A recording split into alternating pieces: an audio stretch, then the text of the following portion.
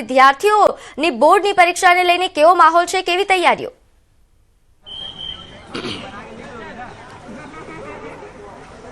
બિલકુલ વિદ્યાર્થીઓની કારકિર્દીનું પહેલું પગથિયું કહી શકાય ધોરણ 10 અને 12 અને આજે જ્યારે પરીક્ષા શરૂ થવાની છે ત્યારે વિદ્યાર્થીઓ વહેલી સવારથી સેન્ટર પર પહોંચી રહ્યા છે। તમામ વિદ્યાર્થીઓમાં ઉત્સાહ જોવા મળી રહ્યો છે। ખાસ કરીને વિદ્યાર્થીઓના સ્વાગત માટે બેન્ડ બાજા ગુલાબ અને તિલક દ્વારા તેમનું સ્વાગત કરવામાં આવશે। ત્યારે ઘણા બધા વિદ્યાર્થીઓ છે, આપણે એમની સાથે વાત કરીશું। સૌપ્રથમ સુરતમાં મેદાન યુવતીઓ મારી જાય છે, વિદ્યાર્થીઓનો મારી જાય છે।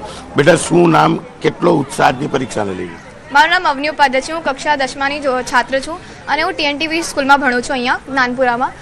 પ્રિપરેશન તો છે બધું, બટ હવે આપણે પ્રેઝન્ટેશન કરવાનો ટાઈમ છે। ફિયર સાઇડ કરીને પહેલાં પ્રેઝન્ટેશન સરખી રીતના કરશું તો એ સરખી રીતના 10 થશે।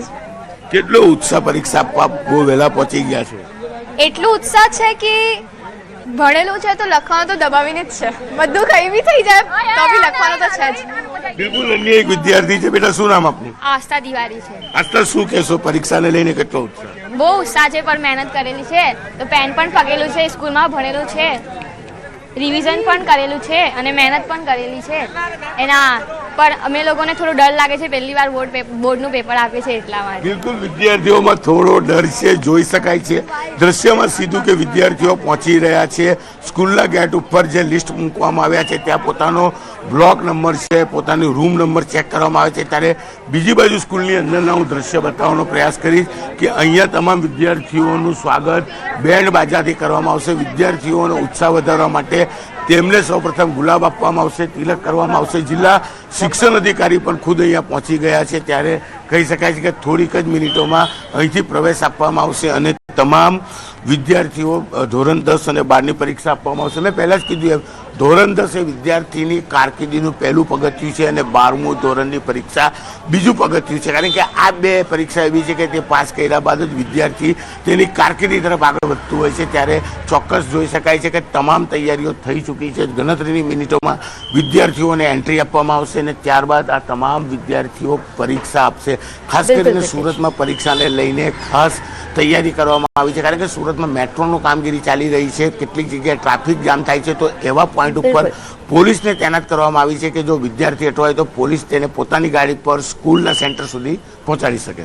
બિલકુલ કીર્તેશ, જે રીતે આપે જણાવ્યું કે વિદ્યાર્થીઓના મનોબળ વધારવા માટે તમામ પ્રકારના પ્રયાસો કરવામાં આવે છે। ગાંધીનગરથી પણ એવા જ દ્રશ્યો સામે આવ્યા। મંત્રી જાતે પહોંચ્યા છે અને વિદ્યાર્થીઓનું મનોબળ વધારી રહ્યા છે, તેમનું સ્વાગત કરવામાં આવી રહ્યું છે અને આ પડશે કારણ કે અત્યારે વિદ્યાર્થીઓ કારણ કે ડરમાં હોય છે, તો આ પ્રકારની પ્રવૃત્તિઓથી તેમનું મનોબળ મજબૂત બનતું હોય છે, તેમનામાં ઉત્સાહ આવતો હોય છે। કીર્તેશ, આ પ્રકારની જો વ્યવસ્થાઓની જો વાત કરવામાં આવે તો સુરતમાં વ્યવસ્થાઓ કેવા પ્રકારની છે? તમામ કેન્દ્રો પર સુરક્ષા વ્યવસ્થાને લઈને શું બંદોબસ્ત?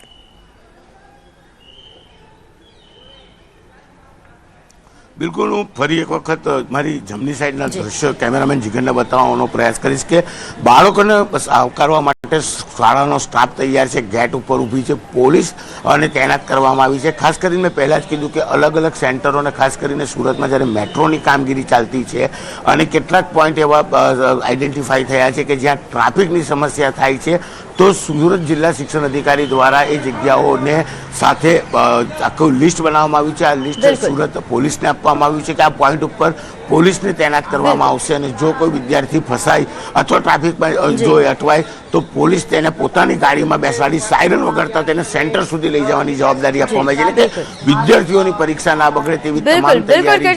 કીર્તેશ, આપ જોડાયેલા રહેજો। ગાંધીનગરથી મારી સાથે સંવાદદાતા સંજય જોડાઈ ગયા છે। સંજય, ગાંધીનગરમાં કેવા પ્રકારની વ્યવસ્થાઓ? પાટનગર છે, પાટનગરમાં બોર્ડની પરીક્ષાને લઈને શું માહોલ?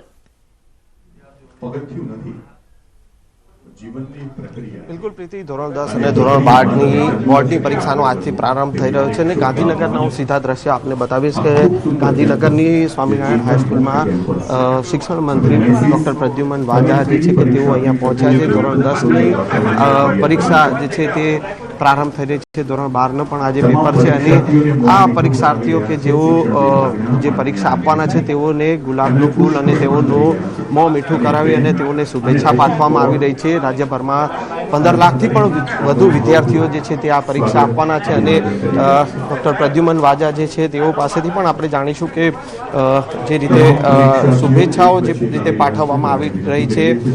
ધોરણ 10 અને ધોરણ 12ની જે બોર્ડની જે પરીક્ષા જે છે અને એને લઈને વિદ્યાર્થીઓ જે પહેલીવાર ધોરણ 10ના વિદ્યાર્થીઓ પહેલીવાર બોર્ડની જે પરીક્ષા આપવાના છે અને તેને લઈને શુભેચ્છા પાઠવવામાં આવી રહી છે. પ્રદ્યુમન વાજા સાહેબ આપણી સાથે છે, તેઓ પાસેથી પણ જાણીશું.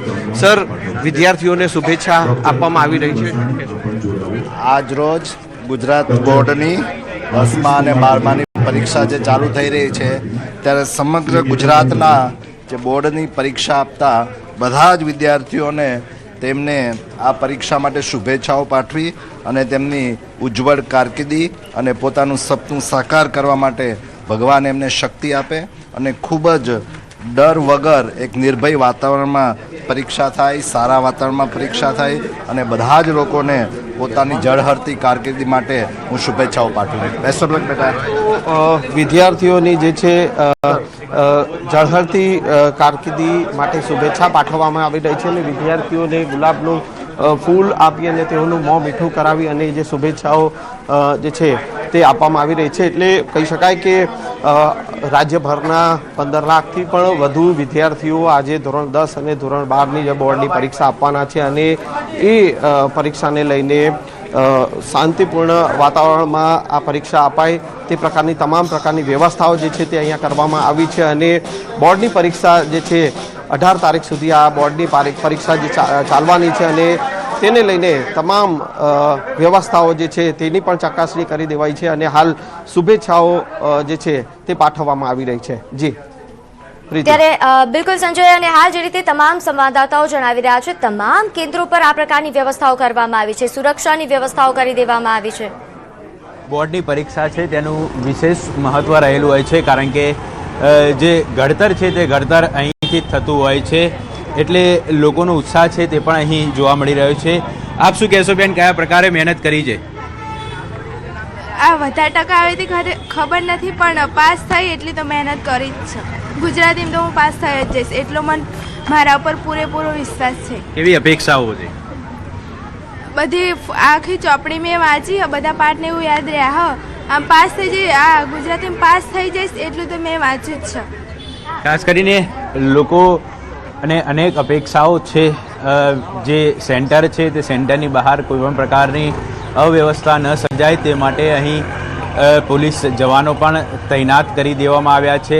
વાલીઓ પણ અહીં મોટી સંખ્યામાં જોવા મળી રહ્યા છે અને ખાસ કરીને જે સ્કૂલ સંચાલકો તરફથી પણ વિશેષ વ્યવસ્થા ગોઠવવામાં આવી છે. જે બેઠક વ્યવસ્થા છે, કયા પ્રકારે બેઠક વ્યવસ્થા રહેશે, કયો જે બેઠક નંબર છે, કયા રૂમની અંદર રહેશે, આ તમામ જે વિગતો છે તે વિગતો પણ અહીં જોઈ શકો છો આપ. સ્કૂલની બહાર છે તે લગાવી દેવામાં આવી છે જેથી કરીને કોઈ પણ વિદ્યાર્થીને ક્યાંય અગવડ ન પડે.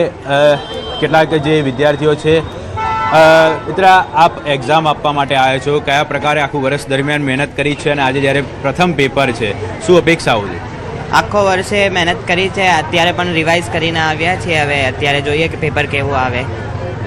ગત વર્ષ કરતાં કેવો આજનો આ જે માહોલ છે અહીંયા જોવા મળી રહ્યો છે? કારણ કે એક 10 અને 12 બોર્ડની પરીક્ષાનો લોકોમાં ડર જોવા મળતો હોય છે.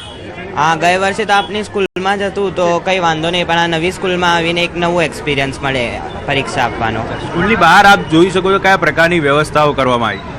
સ્કૂલની બહાર એ જ બધી બોર્ડ મૂકેલા છે અને પરીક્ષા માટે આપણને તો એ બધી વ્યવસ્થા કરવામાં આવી છે.